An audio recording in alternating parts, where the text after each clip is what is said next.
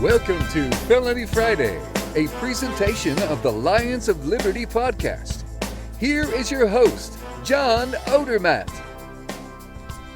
Felons, friends, and freedom lovers, welcome back to another edition of Felony Friday, a weekly show right here on the Lions of Liberty podcast.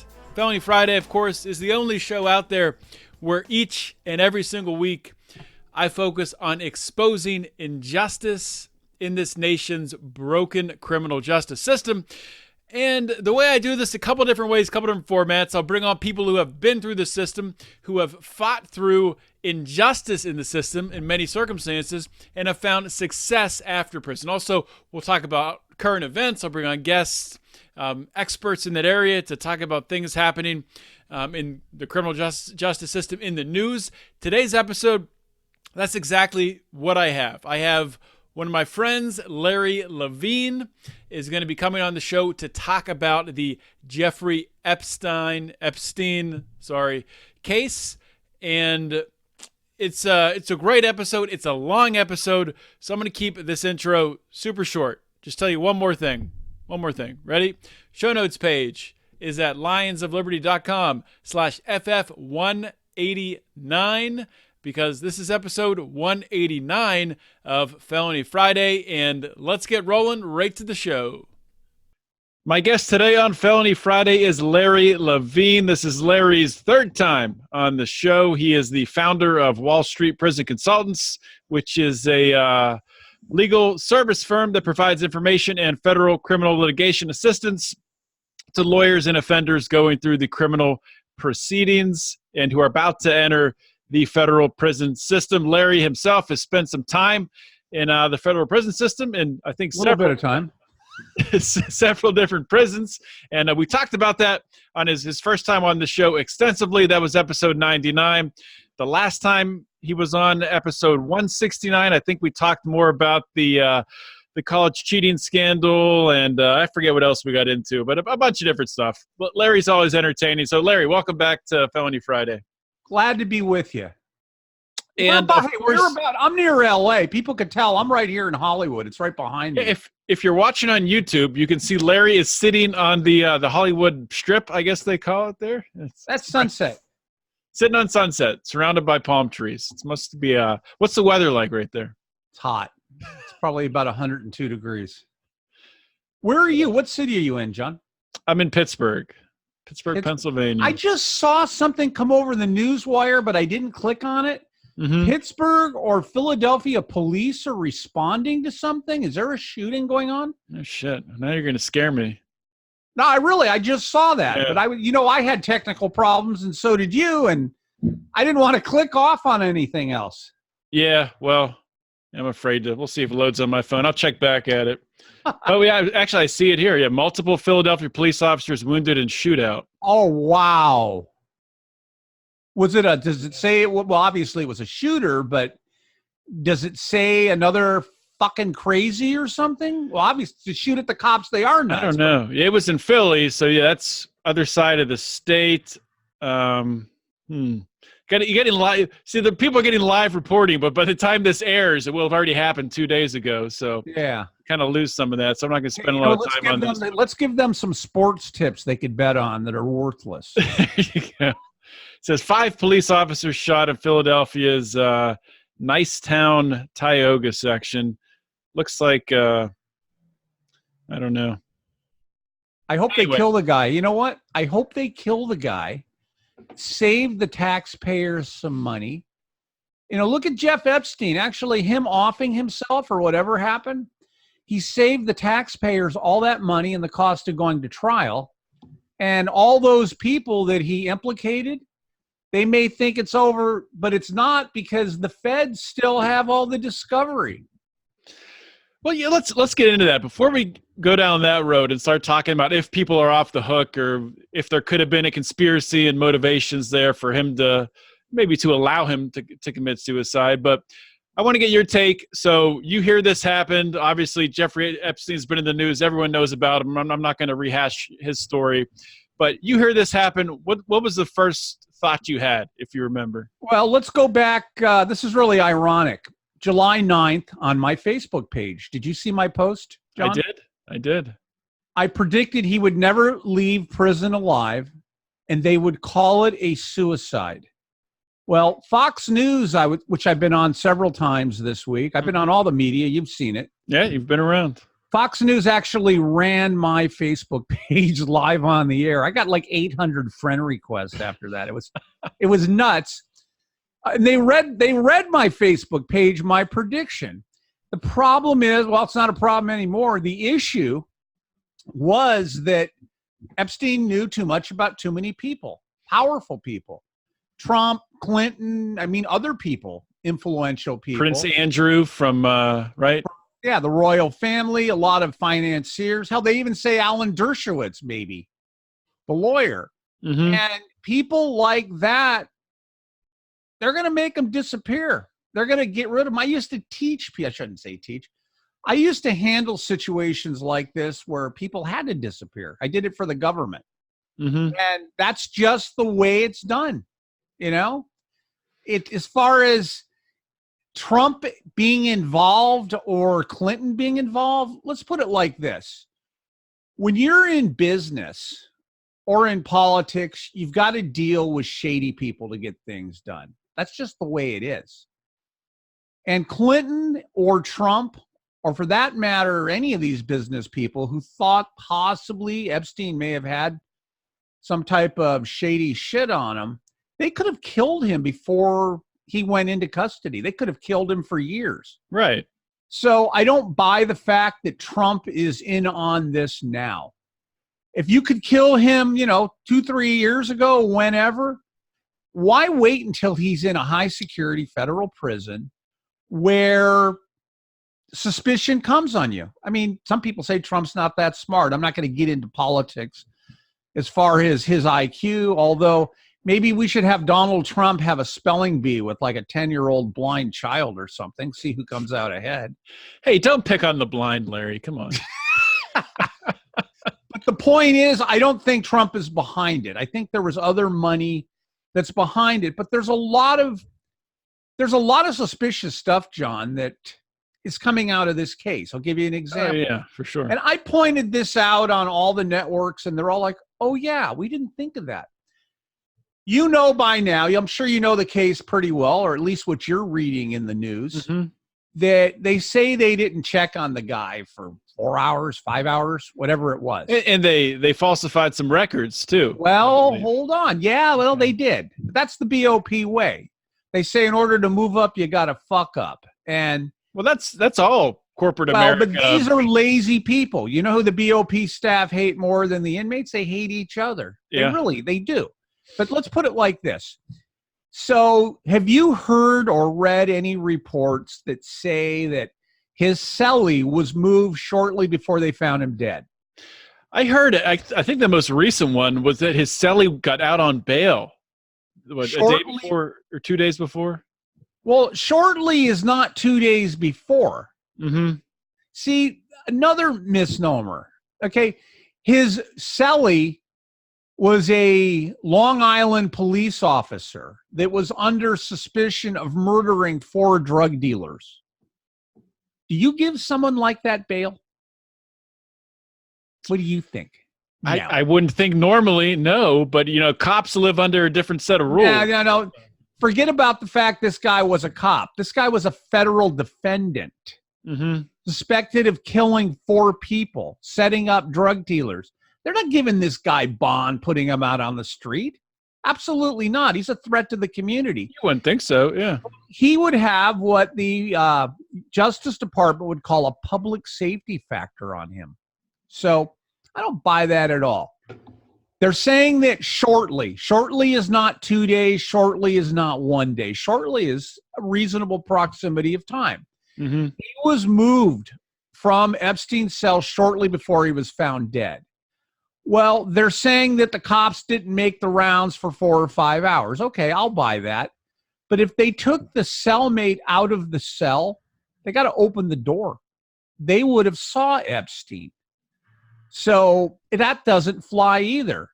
So which is it? Did you not do your rounds for 4 or 5 hours, or did you take the celly out?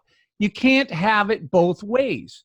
That's just another inconsistency in their whole game. Let me ask you another inconsistency about this is they're saying, or what I've heard, who knows, I don't know if this is official release or not, that he hung himself with the sheets. And I've heard you talk about the bed sheets and the clothing that you have when you're in the shoe. I mean, you can't hang yourself with that stuff, can you? Well, that's another issue. I was talking, do you know Bruce Cameron? He's a retired federal BOP psychologist. Do you know him? I actually used to do a radio show with him, Crime and Punishment. And I was talking to him this morning, and he told me right now the DOJ is doing a psychological autopsy on this whole thing. So I'm releasing that live now because that hasn't gone out to the public anywhere. And they're like recreating Epstein's last 48 hours. They're putting a timeline together, breaking it all down as far as phone calls, visits, who actually saw him, who didn't. I mean, they're putting it all together so they can whitewash a report. That's my belief on that. But when they moved him from the suicide watch, now it's possible if they threw him back in a regular cell in the shoe, maybe he did have regular bed sheets. Maybe he did have a regular jumpsuit. Remember, now he's not on suicide watch anymore. And you know what? Do you really know what the shoe is for? The special housing unit? Well, there's several different reasons why people would be sent to the shoe, right? Well, disciplinary reasons. Yeah. It's like you fucked up somewhere. You got an incident report and they sanctioned you. But won't they also use it as sort of like a holding area if you're being processed when you're coming in? Or No. You go to R&D and you go to an orientation floor. The only reason they would send you to the shoe and the feds, they had no bed space. And MCC New York or Manhattan, it's a federal detention center, essentially. There's 13 of them across the U.S. You've got MCCs, you've got MDCs, and I spent 2 years at MDC Los Angeles. Then you have FDCs, they're actually called federal detention centers. Mm-hmm. Their whole purpose is to support the court system. And what's ironic, you know that Jeff Epstein really was not a BOP inmate. Did you know that? He was property. He was, let's just say that Jeff Epstein's classification at his time of death, he was a U.S. Marshal pretrial detainee. He didn't have the same rights as an inmate because he wasn't convicted of anything. So he had more rights. So the U.S. Marshals have some liability also. But they put these detention centers all over the country to support the court system. So that's really why he was there, and it's not representative of what a real federal prison is like. But anyway, so they take this jackass out of the shoe. They put him, out of suicide watch. They take him back over to his cell. Now, another big question, and here's kind of my theory on this. Someone had to have gotten a big paycheck out of this. If they didn't, they're a special kind of stupid to risk their life potentially. And I wouldn't be surprised if maybe another BOP official, let's call all the staff members officials. I wouldn't be surprised if another BOP employee came up dead. Because when you have a chain of events where you're killing someone, you don't want to actually, and I don't know this, I'm just speculating, of course. Right. But you don't want to be the guy that pulls the trigger because you may get hit too. Usually there's an insulation, like a layer there. You've got to kill the guy that did the killing so you can kind of cut things off. It's like cutting the chain. So whoever did the killing is at risk and whoever participated in it is at risk. So somebody got a big paycheck somewhere. So you're saying, are you speculating that maybe he was killed, or are you saying that maybe there's someone in the middle that sort of facilitated and allowed the suicide to happen? That is what I believe. Here's why. The BOP does shift change, generally between 5 and 6 a.m. And they got to go around and they have to count all the inmates. They have to, even though nobody's going to escape from the SHU, they have to verify all the inmates are there. They put it in the log, and then the next shift comes on duty. They have to go around and they have to count the inmates also to make sure they're taking control of the same amount of inmates. Mm-hmm. Remember, this is early in the morning. This is on a weekend. So there's nobody going to court. There's nobody being transported on a writ. Maybe this is why they were asleep. They figured nothing was going to happen. So let's take a step back. When, and I haven't really found this anywhere, when was he moved from suicide watch back to the SHU? Do we know? Do we know if he it was in July. I want to say July 26th, something like that. Okay. I don't know if that's exactly it, but July 26th. something like that. So he was only on suicide watch for 6 days, which Bruce Cameron, our retired BOP shrink, has told me that's kind of unusual. The guy, you know, when he did his first suicide attempt, he did that really to try to get the judge to put him on home confinement. He wanted to show that the BOP was incapable of providing for his security and protection. Judge wasn't buying it. They leave him there. They send him over to suicide watch.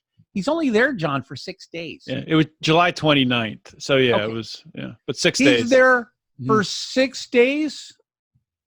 Or wait, he killed himself what day?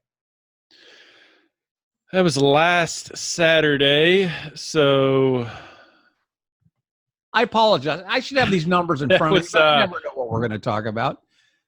So he moved back on July 29th. When did he try to kill himself? Was it the 23rd or something? So, 6 days before 23rd, 22nd, 23rd. 29th Okay. he's off, and then he kills himself on August 10th. Okay, so he's sitting in the SHU for almost 2 weeks without a problem. They still have a psychologist coming to see him.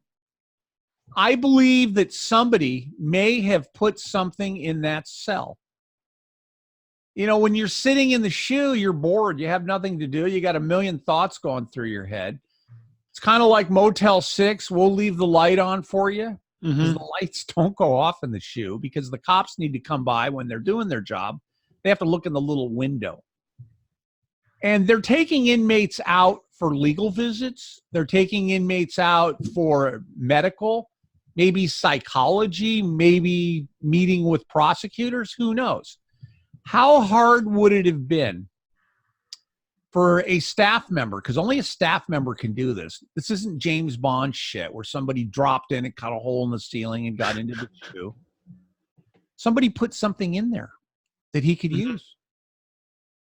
You know, metal bunks. When I was in the SHU at MDCLA, it was concrete pads. And on the concrete pad, you had your mattress.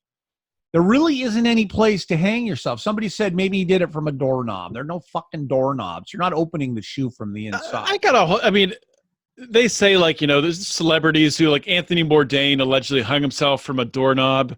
Anthony Bourdain was like 6'8". How do you hang yourself from a door? It just doesn't make any sense. You lay down on your back, you put it around your neck, and you tie it to the doorknob, and you pull back, and you fall back. Now, if we want to call it like Dr. Kevorkian, you remember him? Yeah. The guy that, well, what you do is you lay the person down, you wrap it around their neck, and then you push down with your foot on their chest, and you make their body go down, and it tightens up the noose, and it snaps their neck. But now, that would take two people, though. Now, one person could do that. Not that I know. I'm speculating here, of course. Yeah. But it's doable, believe me. Okay, I used to train people on how to do this shit. Never did it myself, but I know how to do it and how to do a lot of stuff. Anyway, that's why I brought you on, Larry. Okay. I have the right to remain silent, and anything I say, it's not going to be used against me. You know what? I don't break the law anymore. I don't have to. I like dealing with criminals because you know where they're coming from. You really do. I don't want to call it dirty money, but I still get paid from criminals, but it's all legal. They're paying their same lawyers with the same money. Right. But you got to watch them. You know, I had a guy the other day. lie about his age. I mean, he lied about all this shit. And as he's lying to me, I'm pulling all his stuff up. And I told him, I don't believe a word you're saying. If I don't believe you, the FBI's not going to believe you. The prosecutor's not going to believe you. The judge certainly isn't going to believe you. So why don't you fucking tell me the truth so we can really address these issues and get to the root of the problem? And some people say I've got a poor bedside manner. I don't have time to fuck around holding a fucking hanky up to someone, listening to them cry. You know, I had some lady call in and she kind of tried to berate me because I was quick and short, right to the point with her, and say, you shouldn't treat clients like this. I said, lady, you haven't paid me. You're not my client. I can fucking say anything because she told me, she didn't know who I was, right? Mm-hmm. She told me she was going to call my boss and report me. And I said, yeah, you do that. Call my boss and report me, and I'll pick up the phone and tell you to fuck off again. Okay, just in case you didn't get it this time. And you know what? I should have said, I'm going to get a long rope, and we're going to tie that onto the doorknob. And I want you to use that to pull your head out of your ass because we need to get to the, I'm all over the board here. Let's get back to Jeff Epstein. Yeah, we already know that some people are fucking morons. But anyway. Is it Epstein or Stein? I've heard both. I think it's Epstein. People ask me, is it Levine or Levine? I go, you know what? It all writes the same on a check when you spell my name. That's true. East of the Mississippi, it's Levine. West, it's Levine. I think it's Epstein. I don't think it's Epstein. So with Epstein, he's dead now. Most likely, there are some conspiracies floating around that he might not be. He might be a witness protection. John, have you seen the pictures of the people that are showing his face and they're showing the ears and saying it's somebody different? So is that really? Okay. I mean, is that really him? Like, why the heck would why would somebody be able to get pictures of that? You know? Well, let's debunk this. You're sitting. Okay, you're there in Pittsburgh, PA. Mm-hmm. You look skinny. You don't look fat or anything, but you're well fed.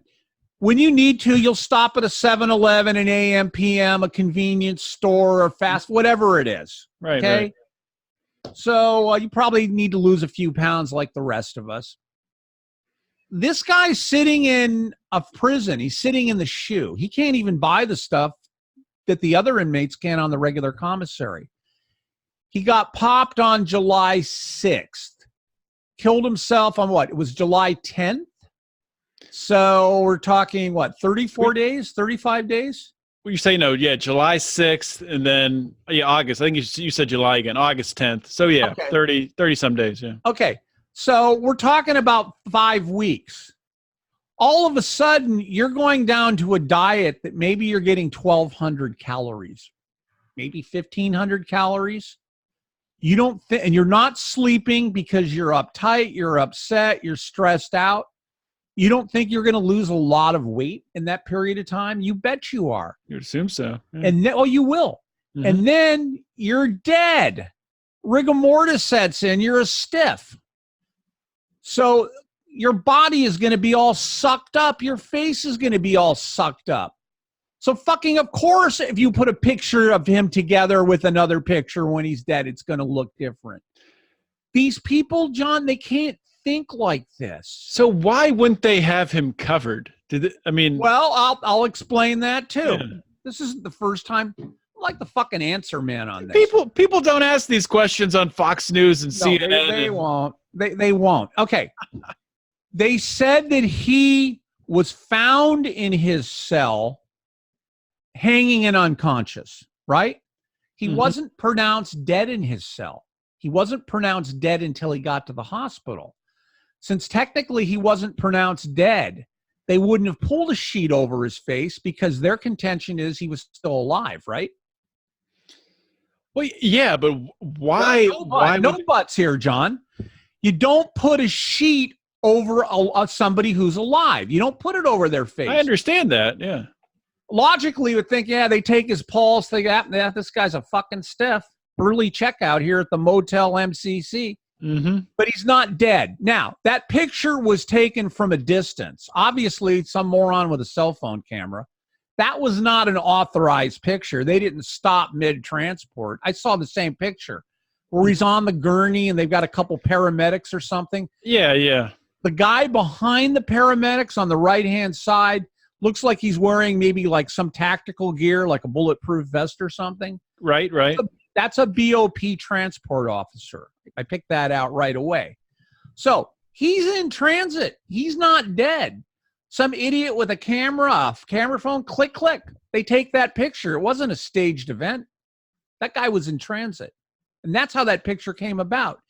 You know, there's people that are claiming they brought this guy out the back door. Have you heard that one? No, but I mean, what's the significance of that? They're saying that he bought his way out. He had plastic surgery.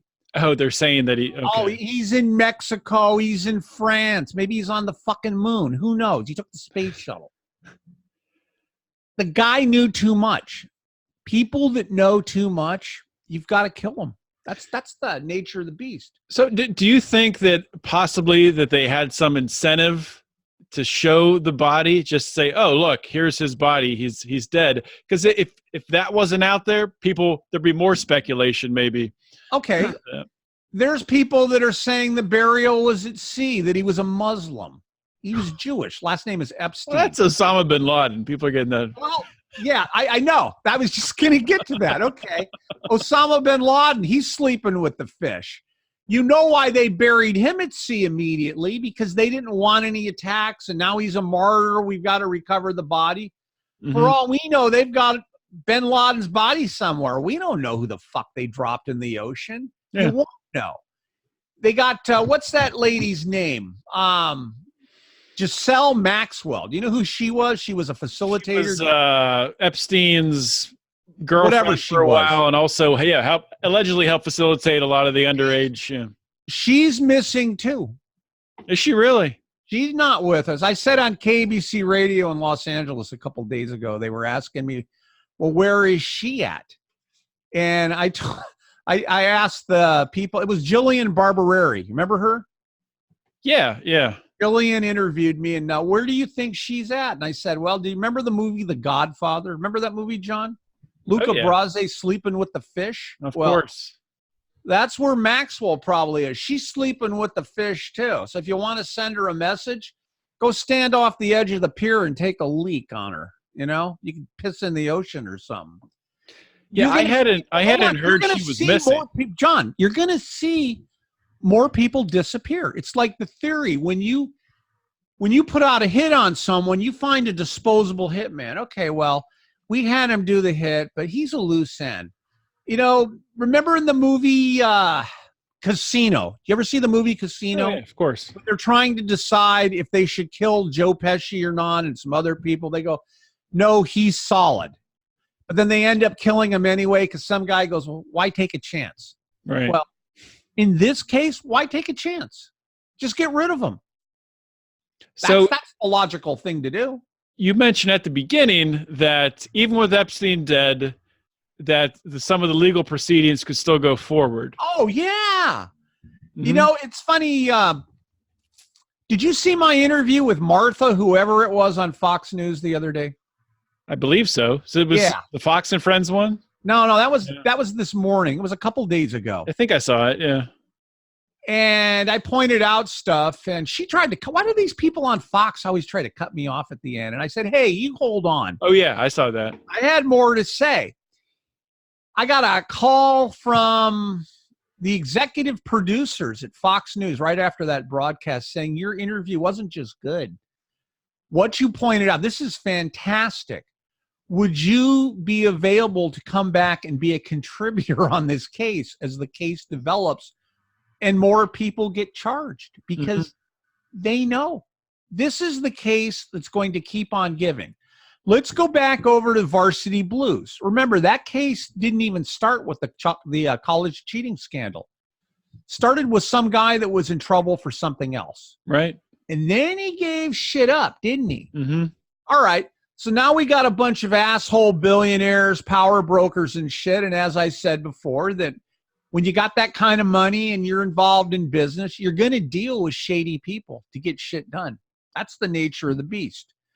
So these people know about other cases and other people. They're all going to be scrambling. That is an excellent point, Larry. Yeah. To give up whatever. Now, Epstein had a kind of like a continuing criminal enterprise. He was like pissing in his pants and whining that he signed a plea agreement before and they can't come after him now and it's improper and all this shit. Do you know what a global plea agreement is, John?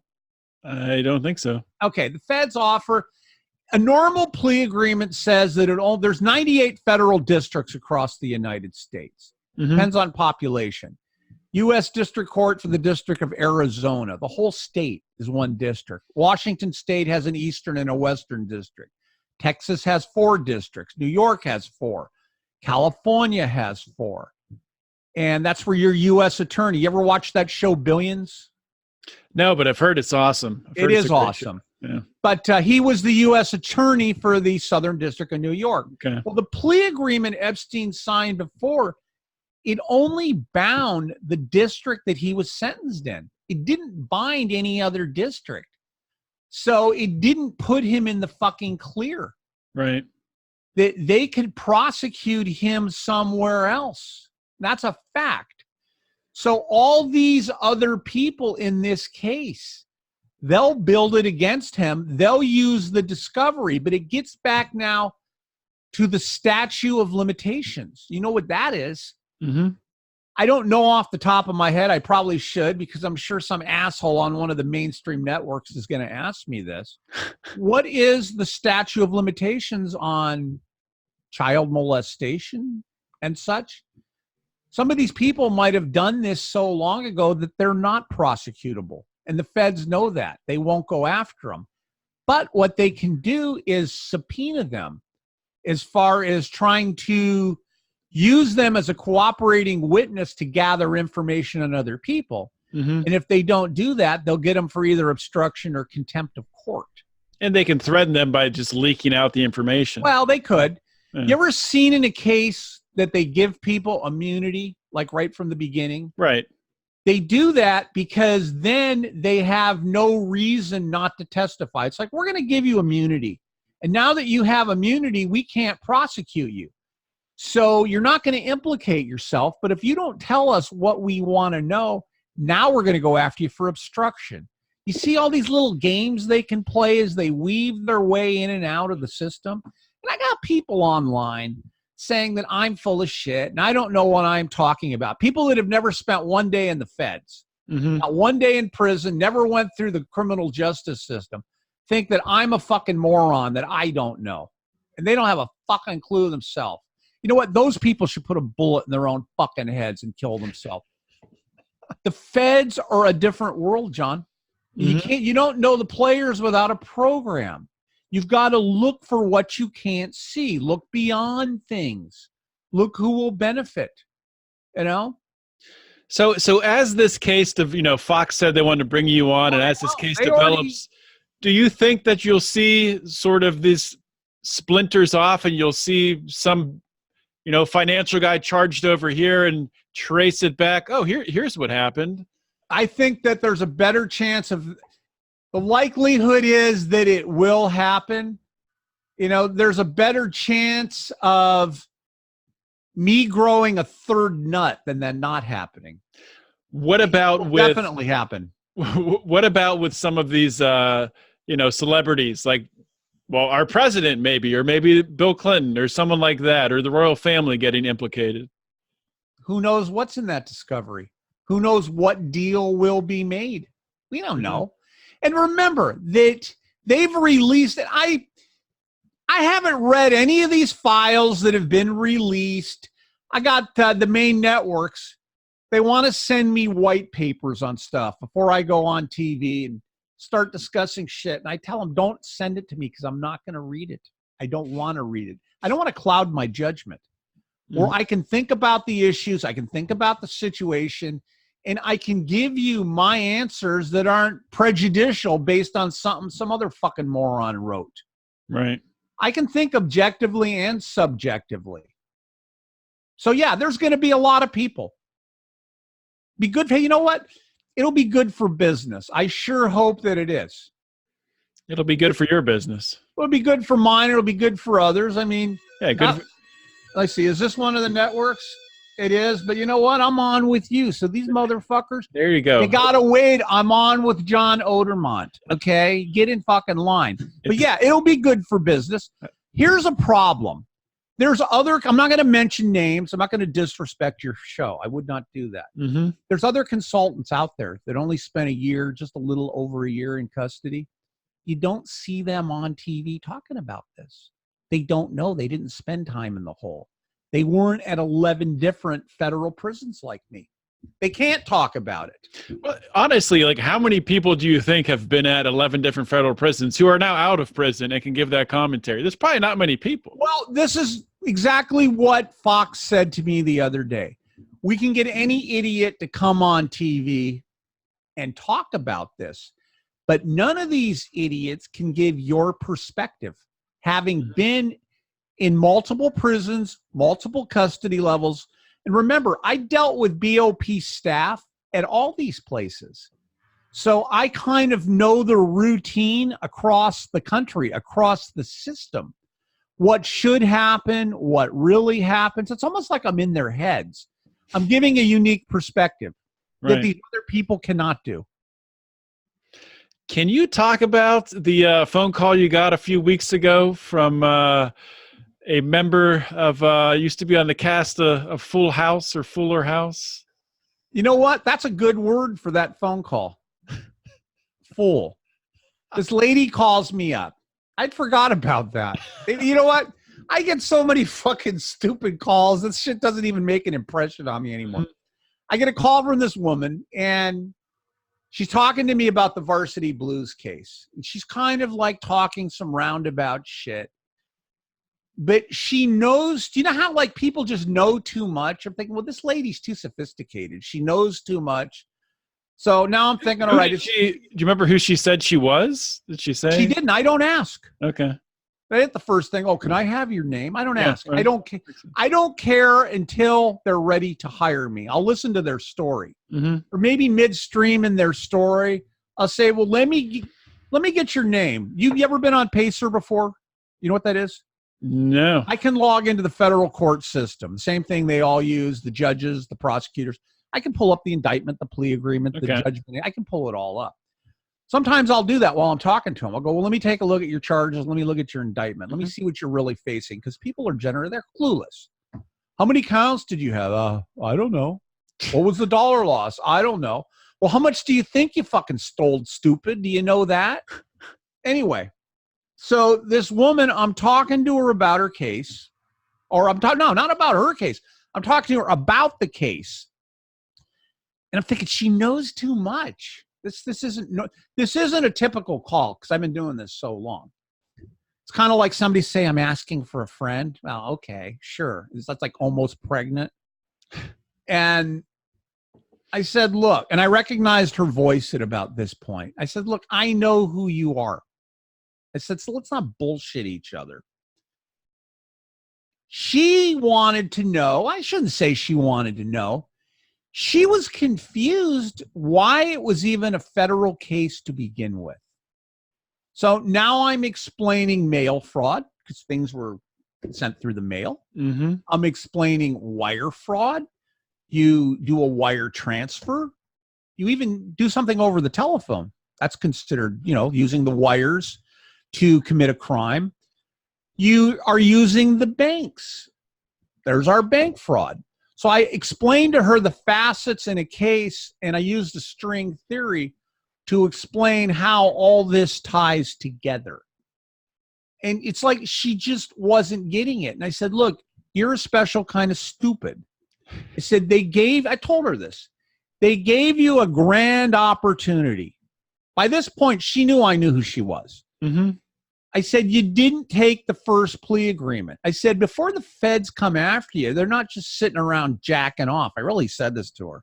They're not sitting around jacking off. They're building a case on a defendant.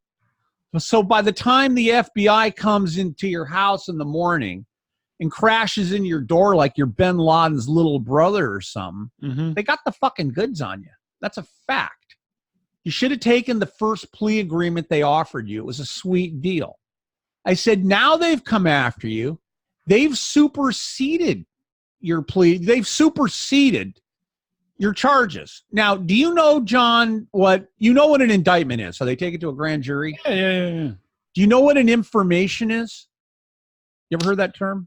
As far as it relates to a federal not related to that, no. Okay.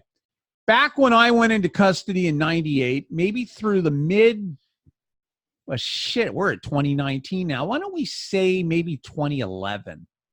Now what they do is the FBI or the prosecutor, they send you what's called a target letter telling you that we've built a case up on you. And that's kind of what they did here. You need to hire a lawyer and you need to come in for questioning. Okay. And what they want to do is let you know what they have on you. And we want you to agree to the charges and sign a plea agreement. It's a good deal for everyone because they don't want to go to trial. They don't want to tie up the court's limited judicial resources. So they offer you a plea agreement, and either you take it or you don't, or you can kind of negotiate it some. That's what they did with her. That's what they did with all these people to begin with. That's why you saw a bunch of people plead out to begin with. Well, in this particular case, she didn't take it. So now, really? Okay. Well, we're going to go to I told her this. So now you didn't take, I called her Aunt Becky too. I said, no, you didn't, did you? I did so. I said, so now Aunt Becky, you know how I talk, John? You think I talk to her any differently than I'm talking to you? No, I don't. Not at all. Hey, I talk the same way on CNN and Fox, don't I? I know. What you see, this is why the networks love me, because I don't bullshit. Neil Cavuto knows it too. Yeah, you saw that, didn't you? That's really ironic. He tried to cut me off. And you see his producers like, now to this. They're telling him now to this, cut to a commercial. And they're laughing at him. Now when I go on Fox News, they go, I got the little earpiece in. I'm sitting in the control booth. They go, well, how are you today, Mr. Levine? I go, I'm good. We want to remind you that we're a family network. You don't have any surprises for us today, do you? And I go, no, not really. We want to remind you can't use profanity. And I go, okay, so what you're saying then is I can't say fuck, can I? And they get all weird and they cringe. They go, no, you can't say that. And I go, well, I guess asshole and motherfucker are out of the question too then. I do this deliberately to spin these motherfuckers because they're just so fucking uptight. So easy to do, I'm sure. It is. So anyway, I tell Aunt Becky that this is where I picked up from. Yeah. Almost like you're a special kind of stupid. You should have taken the deal because now they're going to indict. They've already done it. Now they've indicted you. Mm-hmm. And now you're not going to get the same deal. And you didn't sign an early plea agreement. So do you know how the U.S. sentencing guidelines work? You have any clue? Do you know what they are? I know what they are. Okay. They look at your charges. If it's a drug case, it's based on the whatever the drug is and a quantity of drugs. Right. If it's a monetary case, they look at the dollar loss, intended loss, the dollar loss exposure in the case. Right. Okay. So they assign a point system to that. So I kind of explained to her how the guidelines work and how they're looking at her dollar loss amount. Now, in the guidelines, you get what's called an offense level. It goes up or down based on dollar loss, exposure, drug quantity, and such. Mm-hmm. So when you accept responsibility, you get 2 levels down. It's an enticement. Early guilty plea, you get an additional level down. So essentially, you can get 3 levels down from the guidelines.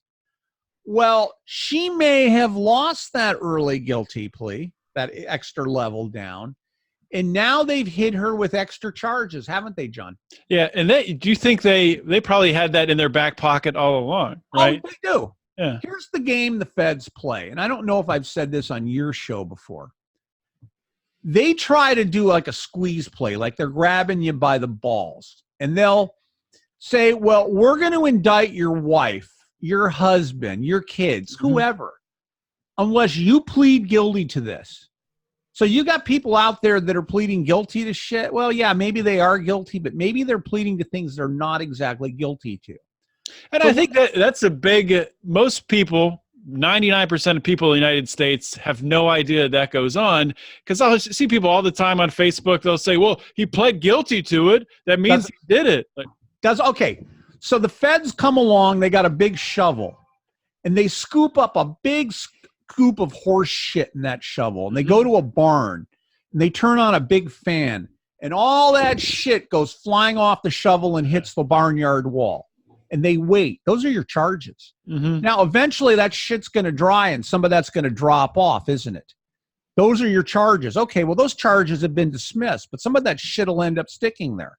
So that's kind of what the feds do. I know it's kind of a crude analogy, but that's the example I give to my clients, that they've got enough to charge you. They've got enough to convict you. The fact that you didn't know doesn't make a difference. It's not based on what you knew. You had intent to do this. And I told her this. You involved your children. You knew that they weren't qualified to get into these universities.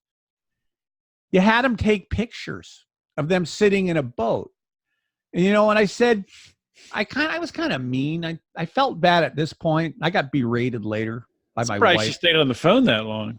Well, because I was giving her straight, hard advice no one will give her. Everybody's telling her what she wants to hear, and I won't do that. She hasn't called back, but I don't care. I said, you involved your kids in this case, and you're not, if you're thinking you're going to convince the court you were just trying to be a good mother, it's not going to fly. I said, you knew your kids couldn't get in there. You had them take pictures in a rowboat. So they did something to further the crime. She's like silent. I said, so at this point, you need to do fucking damage control, and you need to get the best deal you can. And if you think that you're going to get off scot-free on this, they got enough to hang your ass.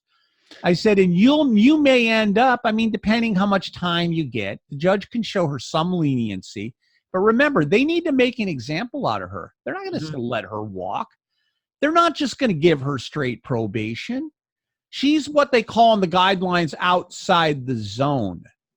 She committed multiple felonies. When you look at wire fraud, mail fraud, obstruction of justice, money laundering, conversion.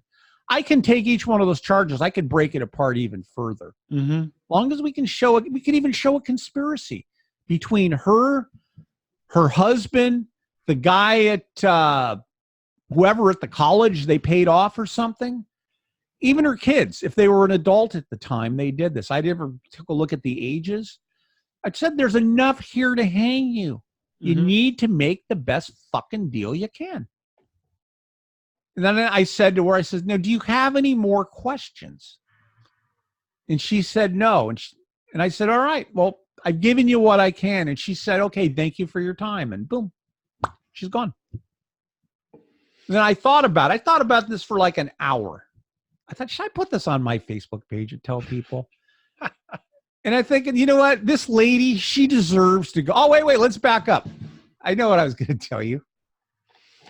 I told her that she will end up going to a real prison.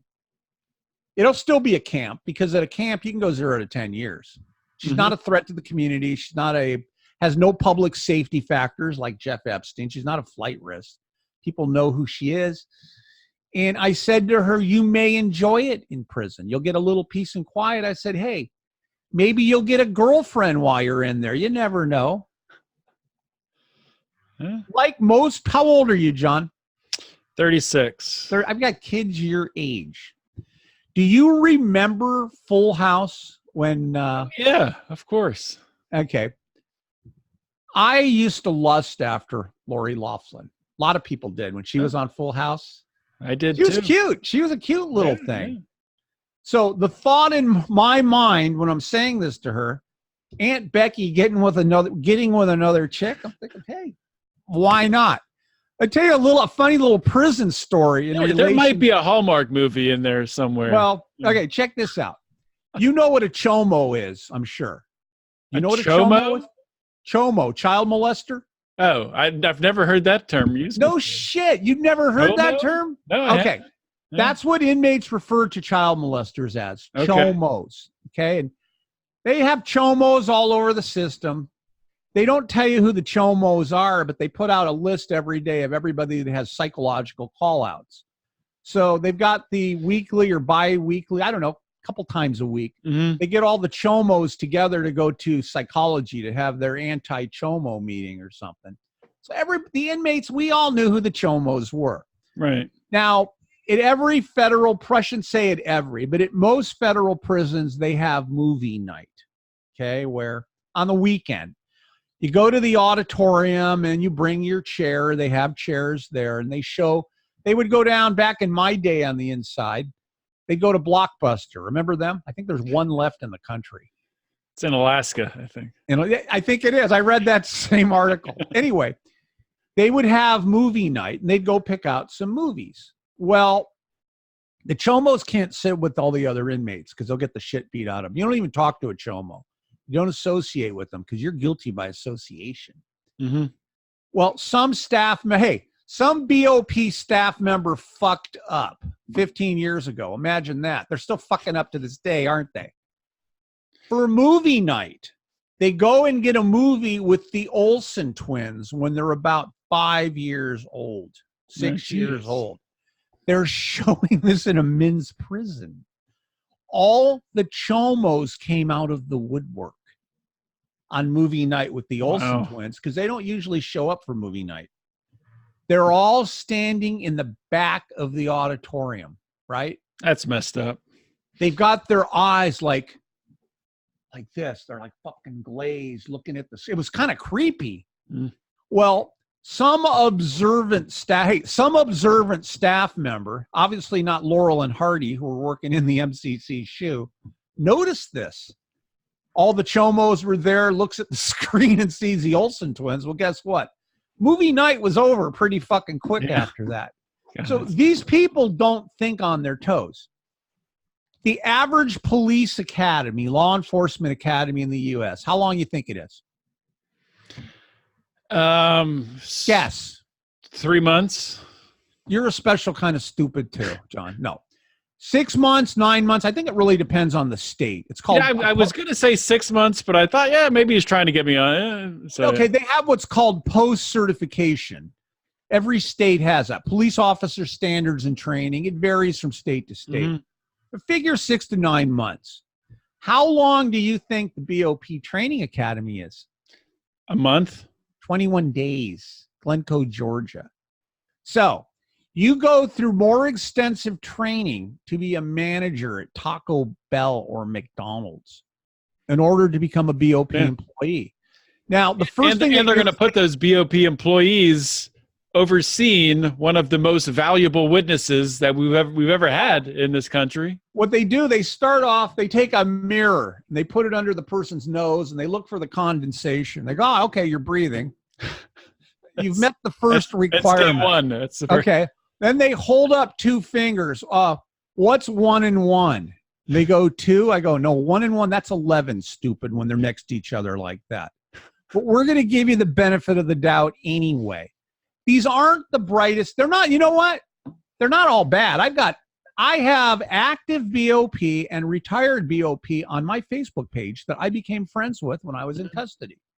They're not all bad. They think the shit I do is wonderful because they knew. Or they knew. I don't lie. I don't bullshit. I just say things how they are.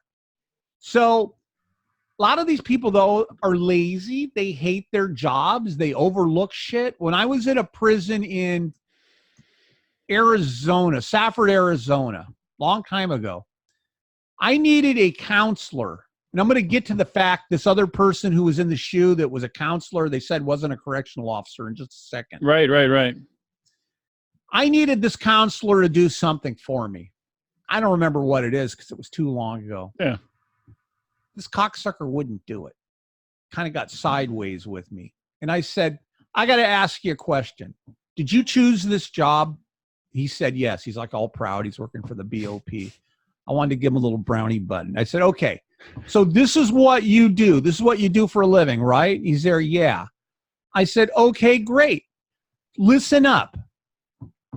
I'm a criminal. I break the law. That's what I do. I did my fucking job. Why don't you do your fucking job? Guy threw me out of his office, but guess what? The next day he did what I needed. I brought it to his attention.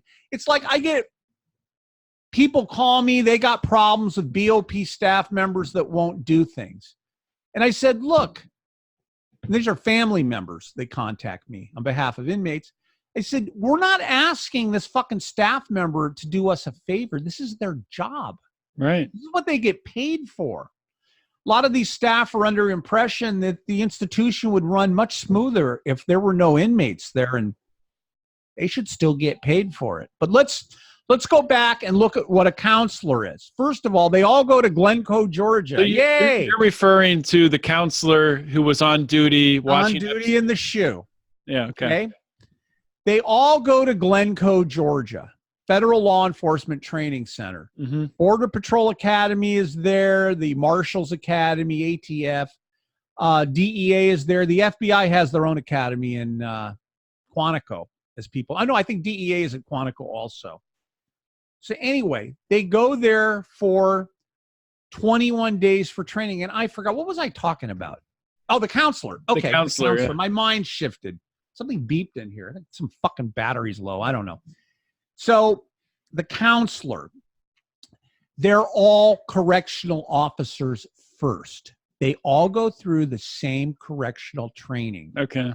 Once they go through the 21 days of correctional training, then they kind of brand. Were you ever in the military? No. Okay. Then they go off into different career fields. It's kind of like the military. It's like, you're going to be a cook, and you're going to be a janitor, and you're going to be a counselor. Oh, you have a psychology degree.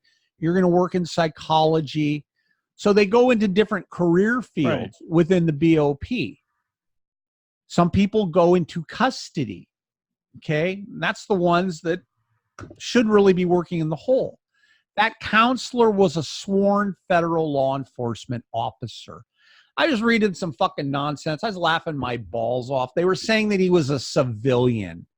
No, he's a sworn. Yeah, they're going to put a civilian in the hole, in the shoe. They're all correctional work. Yeah. It's like, hey, Jose over there, I know you're not a citizen, but we need someone to fill in. We won't tell Trump you're here. So we'll give you a pass for a while. But they're all correctional workers. They are. And whoever was in the hole working, a counselor, case manager, a secretary, a teacher, they've all had correctional training. So they're all qualified to be there. And working in the shoe, let's look at a regular housing unit at any federal detention center. Do you know the setup? Have you seen pictures now of MCC? By now, I'm sure you have. Yeah. It's a high rise. Okay, all the buildings, the FDCs, whatever, all the federal detention centers are high rise. So you've got, it's almost like it's like a cross between a triangle and a W, where you got this big fucking open area. Then along the wall, along the perimeter, you got all these steel doors or metal doors. Those are the cells. The inmates congregate in what's called a common area during the day. They take their meals and they watch TV and they get into fights, whatever they're going to do. It happens in the common area. Although sometimes somebody gets dragged into a cell and gets their ass whooped, but that's a whole other show for me to tell you about. So a CO is working in a general housing unit among inmates that they're not really locked up. They're secured inside that housing unit. But there's an element of danger there because the shit can jump off at any time. And I have seen it several times. Issues happen. I've never seen a staff member attacked. So if you were more concerned with your safety, would you want to work in a general housing unit where there's 120 inmates milling around you several hours a day? Or do you want to work in the shoe where everybody's locked down? In the shoe. Yeah. In the shoe. And when you take them out of their cell, there's like a hatch, like a metal flap in the door. And they put the food trays through there and shit. And when you leave your cell, depending if they're putting your hands in front of you or behind you, you put your hands out and they cuff you up. So everybody who moves in and out of that cell is cuffed up. So now you're transporting somebody that's handcuffed. and you're only taking 1 or 2 people out at a time. And if there's 2 people taken out, then there's generally more than 1 CO there. It's a high ratio. So what's safer to work in, the SHU or a general housing unit? The SHU. The SHU. The cops, or let's call them cops, they're really not. I wouldn't trust these people with a gun. The correctional, I wouldn't trust a lot of cops with a gun either, but that's another show. You don't want these people to have guns. Yeah. But they're not passing out. Okay, so pill line on a general housing floor, they've got like a little room off each housing unit. The housing units are the ones that have like 60 to 70 cells around the perimeter, 2 inmates in a cell. They call the inmates to that little room and they pass out the medication, a couple times a day, whatever it is. The inmates congregate, they get their food trays, they get their mail, whatever they need. Okay. And there's a cop, there's like a little officer station there. But in the SHU, somebody from health services is going to come by whatever period of time throughout the day. They're going to hold pill line. So they're going to go to each individual cell. They're going to pop the hatch and they're going to give the inmate, generally they'll put it like in you ever go to a yogurt shop and they give you that little tiny like paper cup to get like a sample? Yeah. Okay. Fill it up and you put your toppings on and they weigh it at the end. Yeah. Well, I'm talking about the sample one. Oh yeah. The little sample paper cup. Yeah. When I take my grandchildren there, I usually go and I take that thing and I test out like 10 or 15 of them so that by the time I'm done, I go, oh, I'm good. Just let them get whatever.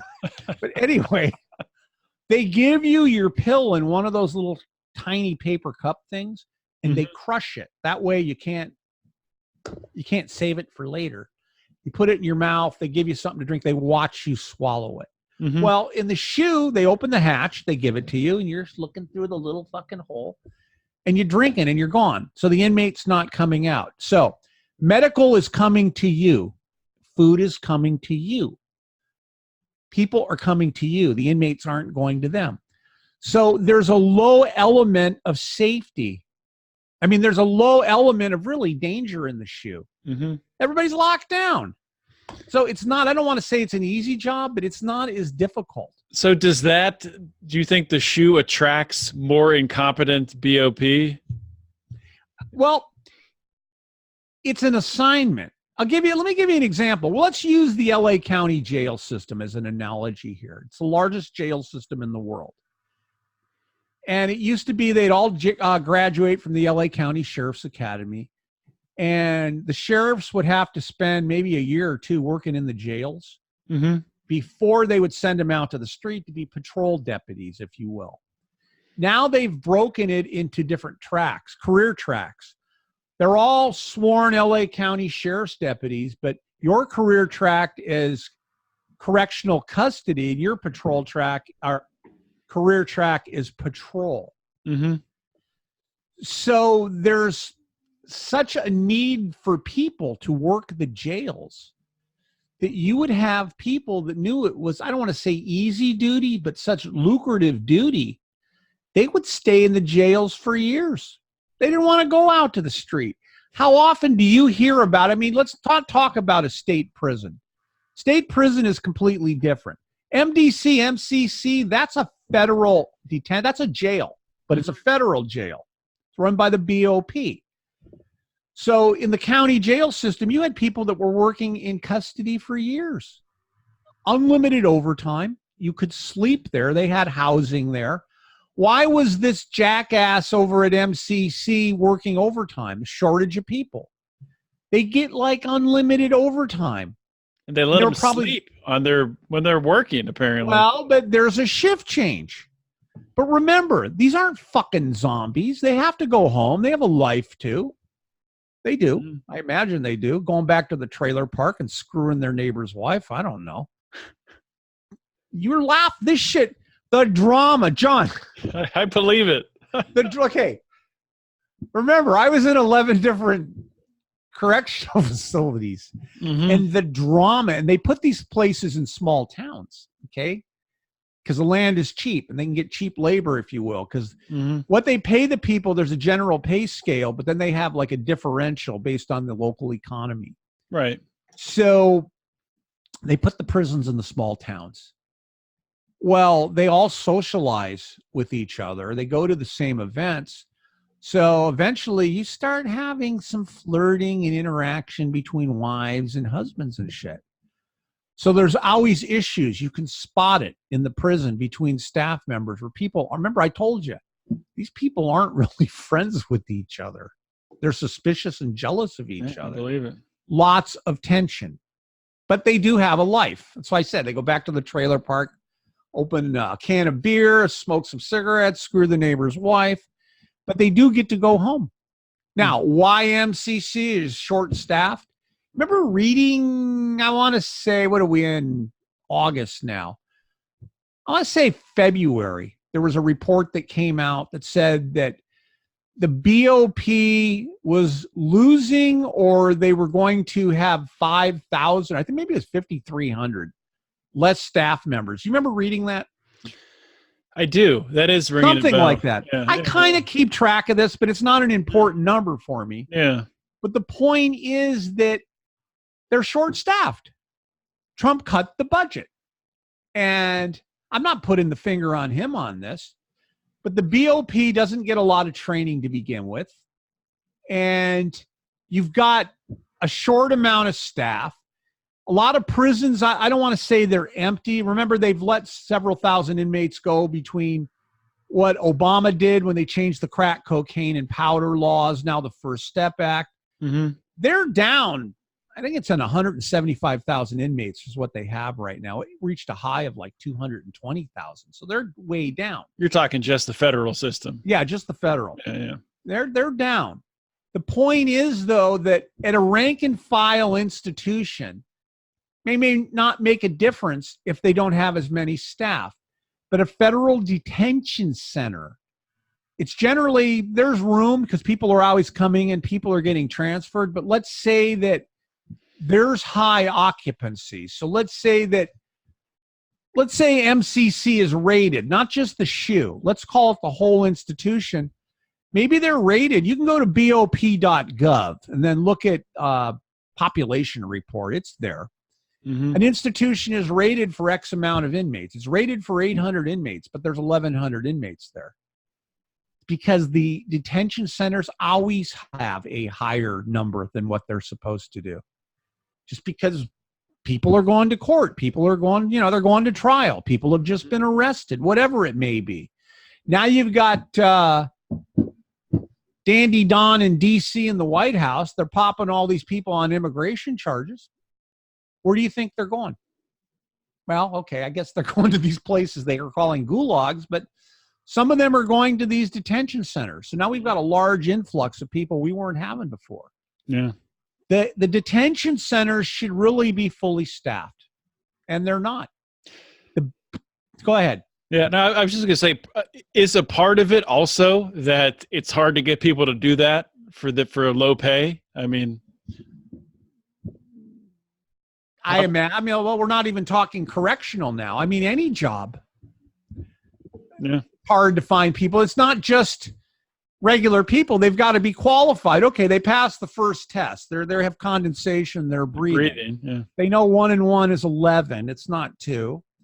But they have to run them through psychological aspects. A lot of them couldn't become that used to be a joke with us, that these guys wanted to be police officers so bad. Every cop has a nickname by an inmate, okay? Pig farmer, officer flashlight, RoboCop.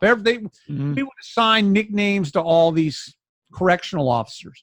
They all wanted to be cops and play policemen. You don't want these people being policemen. They couldn't pass the psychological exam to go on a police department. The BOP we'll take them. Yeah, let's take them. Here's the ones you got to watch out for. And I used to call this, well, look at him. Isn't he special? They've got their white shirt on. They've got their blue pants. They're wearing pants that looks like, like they work for the post office or something. Maybe they go to the same fucking tailor. I don't know. They've got their handcuffs. They've got their radio. They've got like a a keychain, they've got a flashlight, and they've got some device that they can do CPR on someone. Mm-hmm. I don't know. So they don't have to like put their lips directly up to the person. It's all they really need. Then you got these crusaders come in. They think they're Batman. And they've got the gun belt with no gun that has all the toys on it. They've got all this shit. And I'm like, well, look at him. Isn't he special? He brought his decoder ring with him to work today. These are the ones you got to watch out for. Yeah. This guy here. Oh, then they've got taps on their shoes, little like metal taps. They think they're on the drill team in the Army. I don't know. It's like, hey, stupid. Now we know you're coming. Why don't you tell all your buddies to wear taps on your shoes? You know? Illogical shit. Mm-hmm. Really. Yeah. And then, okay, here's my favorite. Do you know my background or history prior to the BOP? Anything? Your background? As far as my personal background. Well, yeah, you talked about it when you were on the show the first time. I was a military intel officer. Yeah, we talked about that. All right. To some extent, yeah. You don't put a big fucking badge on that says intelligence officer. Mm-hmm. Okay, you just fucking blend into the fucking crowd. BOP, the intelligence officers wear a real big badge that says intelligence officer on it. I'm thinking, how stupid. Why don't you just tell everybody who you are? I'm not joking. That's ridiculous. Why don't you just tell everybody who you are? Why don't you just blend in, wear a regular uniform? You're just another worker there. Everybody will think you're an idiot. And hold on, let me get rid of this. That was my grandson. He's another idiot. He's 18. I don't want to. We'll wrap this up. We've been going for a while. You know, take as long as you want. I don't care. You want to wrap it or something? Yeah, no, let's wrap this up. We've been going for, I don't know, an hour, 15 minutes or so. Has it been that long? Time just flies. I'm Jewish. You just can't shut me up, can you? But hey, before I let you go, I want you to plug away whatever you're working on, where people can find you, where they can, if they want to hire you. Find me. Generally, you can find me at the racetrack, placing a bet somewhere. Now, horse racing or dog racing? 855-5-PRISON. You can call me. WallStreetPrisonConsultants.com. You can reach out to me if you're in trouble, you have any questions, or just call them. I'm going to do something probably other people don't do. This is my cell number. Oh, wow. I'm going to give it out. 213-219-9033. Call me. I'll just like I'm here talking to you right now, talking to John right now. Mm-hmm. I'm going to give you the straight shit. Call me. If I don't know the answer to something, I'll just fucking tell you I don't know. I won't bullshit you, but I'll find the answer out. I'm not going to lie to you. If I can't help you, probably nobody can, and I'll tell you, I cannot help you. Do not hire me. Don't hire anyone because they can't help you either.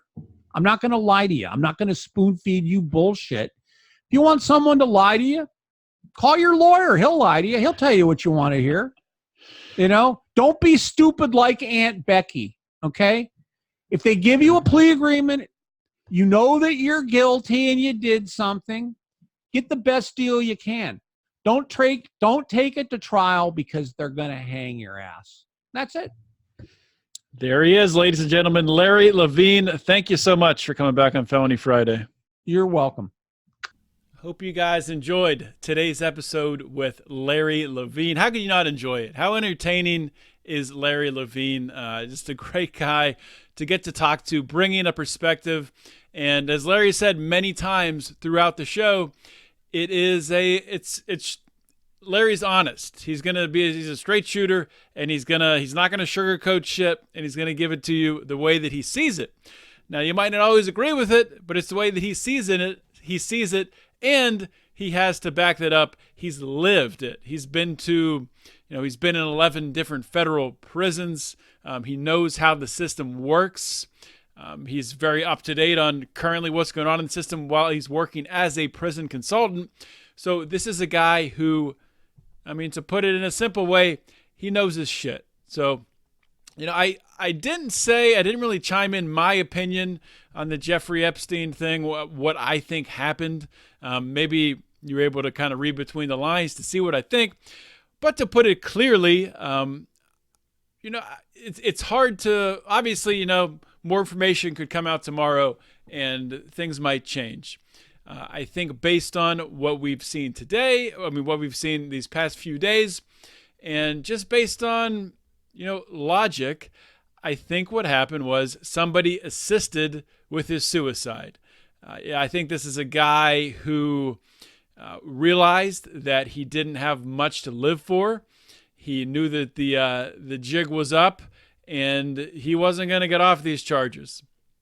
So was it worth it to him to stick around and be used as a witness to take down his friends or whatever? I don't know if he considered people friends or he was just using them to blackmail them. But at the end of the day, I think he took the easy way out. He killed himself. I think he's dead. There's conspiracy theories going around saying he's alive. I think he's dead. With that being said, I think he was helped. Absolutely. And do I know who would have helped to facilitate his suicide? I don't. Anybody can speculate. Is it one of these high-powered politicians or someone in the financial sector?